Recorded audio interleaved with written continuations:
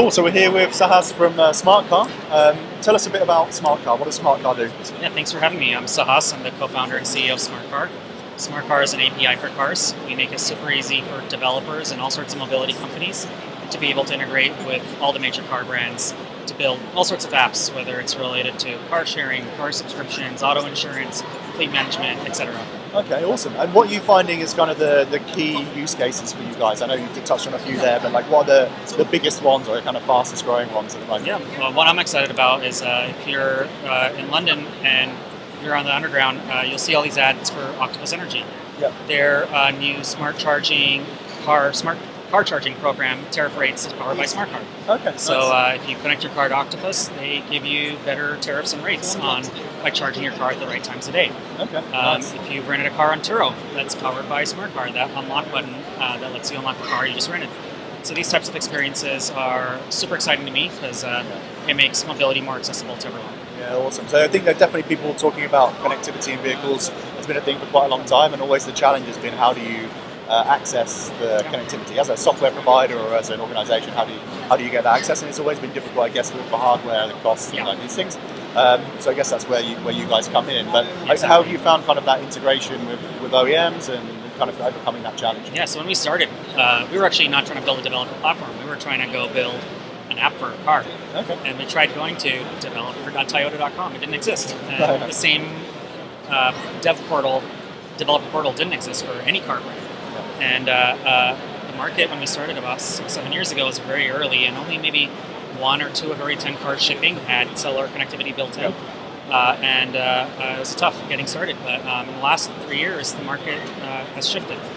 There's a lot of tailwinds.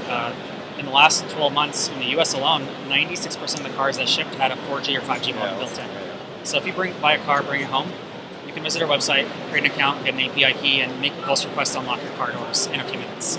And that's kind of like the innovation that's now become possible. Yeah. And we're seeing consumers for the first time connect not just one app to their car, but maybe 2, 3, 4 for all sorts of things, whether it's their roadside assistance, whether it's their auto insure, whether it's their utility.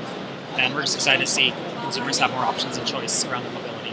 Yeah, awesome. And I think that's the key thing, really. A lot of the connectivity has often been focused on like location or reading mileage and things like that. But we were just talking before we've come on air here about how you can kind of use it to streamline things. To kind of, and the Optimised Energy example, I guess, is one of those. But I guess where people are kind of starting to think about the kind of activities and actions that you can drive from things that all the cars that are being built, like know all of these things, but being able to translate it through. So, where do you see like kind of the kind of trends going then, kind of over the next 12 to 18 months or something? Yeah, I think the one thing I'm excited about what you guys are doing specifically is it sounds like you're trying to make new forms of shared mobility possible. And typically, even if you have hardware, the challenge has been even if you sell the hardware, there's software challenges on reservations, bookings, payments, locking the cars, locating them, seeing if they're available or not. And I think rather than having all these cars sit parked unused all day,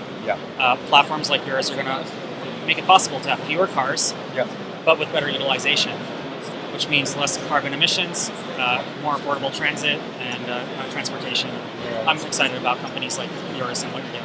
Yeah, awesome. No, thank you. And I think it's definitely a thing for us. Like it's actually in my talk later, but for us, it's about like basically digitizing vehicle access, and like really it's a combination of what you guys are doing and what we're doing. Like we want to make vehicles more easily available to whoever needs them. Like cars, like make them work harder. It's not all about peer-to-peer and these things. It's often just about trying to get the right person to the right vehicle at the right time more flexibly. And that's really good, and systems like ours help, but we can only do that if we kind of know the vehicle rightly and understand what's going on. So yeah, super exciting. It's great to see your business growing and kind of expanding. Well, thank you. So, congrats on all your success as well, and I think you got some really amazing logos. So nice. Look forward to what we can do more together. Yeah, great. Well, enjoy the rest of the show, and thanks for coming on. Thanks so much, Chris. Thanks, man.